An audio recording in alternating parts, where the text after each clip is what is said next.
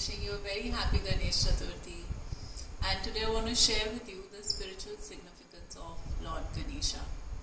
So this period during the year that we are in, it's a very nice period. There are a lot of festivals that come up, and there is a reason for that.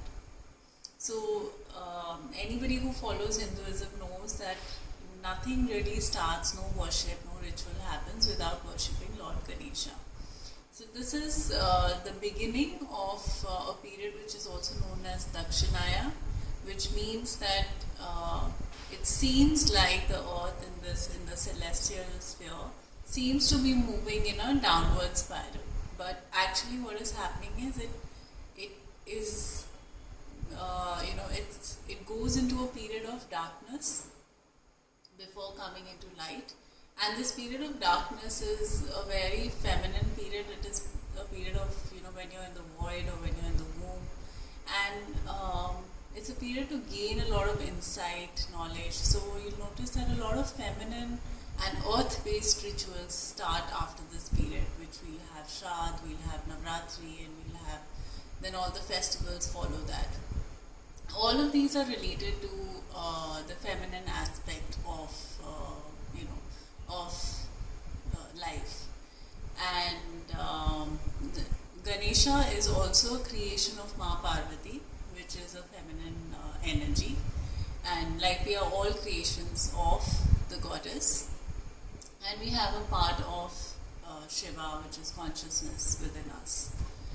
Now, the whole significance behind Ganesha's head being cut and then an elephant's head being replaced, there is a lot of, all these stories had a lot of symbolic meaning to them, and the symbolism behind Lord Ganesha's head being cut is the head represents the ego mind. So the ego has to be let down before the wisdom and the intelligence can take over. So that was one of the symbolism of the story behind Ganesha's head being released, because in his ignorance he did not realize who his father was, and for him to have that, the consciousness, the wisdom aspect to him, this was his father's gift to him in a way. So whenever we feel something has gone wrong in our life, actually it is always a gift, a blessing, and it depends on how you look at it. Now, for those of you who have gone through ancient texts or who have studied the chakra system, know that the base of the spine is connected with, the elephant, the energy of the elephant. It's also connected to the Kundalini energy, which is the spiritual energy as well as the feminine energy. Sorry about that. So, when this energy rises up to the crown without any obstacles, so that we don't have any obstacles, we invoke the blessings of Lord Ganesha, so that when this energy is rising up through all the chakras to the crown to give us wisdom and intelligence, it doesn't, the obstacles in our path get removed with ease and grace. So that is also another reason why we worship Ganesha before doing the worship of any other deity, because every chakra is connected with a deity, and if the energy at your base of the spine or anywhere along your spine is congested or heavy, that area can cause problems and blockages for your growth. So that is another significance of it. Now you'll always notice that Ganesha's trunk is mostly towards the left, and his right tusk is shown as broken. The left side of our body is the feminine, the right side is the masculine.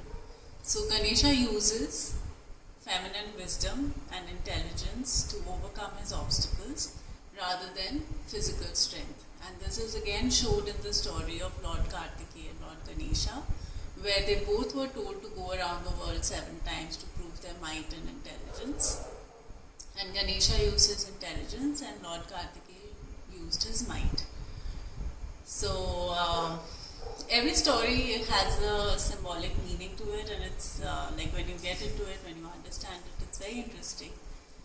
There's another thing which is connected with Ganesha and with wisdom and intellect, which is that if you notice Ganesha's left foot, the left ankle, will always be touching the perineum. The right foot will be down. So when the left foot is touching the perineum, it triggers, there are certain nadis that get triggered which actually clear the path of the Sushumna. It activates the Sushumna nadi. So it activates your intelligence. The nervous system at the base of the spine and the region around the perineum gets activated, and it sends a signal to the brain that it makes it more active. So whenever you're studying or you're meditating, it's preferred that if you keep your left ankle to the perineum. If you can't do it in a cross-legged posture, you can even sit on a chair as long as your left ankle is directly under the perineum. So these are a few things that represent Lord Ganesha in a spiritual way, if you look at it from an esoteric perspective. The reason why Visarjan is done, again, Visarjan is a very earth-honoring ritual, and there is meaning behind everything. There is a significance to everything, and the problem is that most people don't really get into the significance. And if you don't get into the significance, if you're doing it without the intention, then the effect is there maybe, but not so much. So what happens is that any object or idol that you pray to, that that you're showering with love, with devotion, with all these energies that you're praying with, all the loving, kind, and graceful energies that you're bringing down, and you're showering on that object. When you put that object in water, or when you surrender it to the earth, what happens is that you're actually showering all those energies from that object into the earth.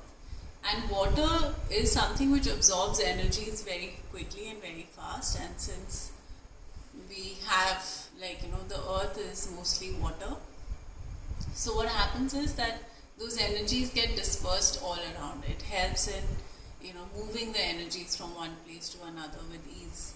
So this is the reason why we do the Visarjan.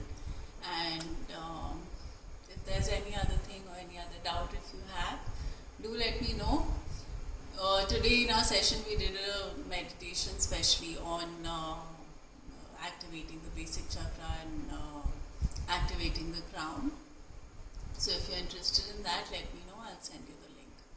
Have a very happy Ganesh Chaturthi.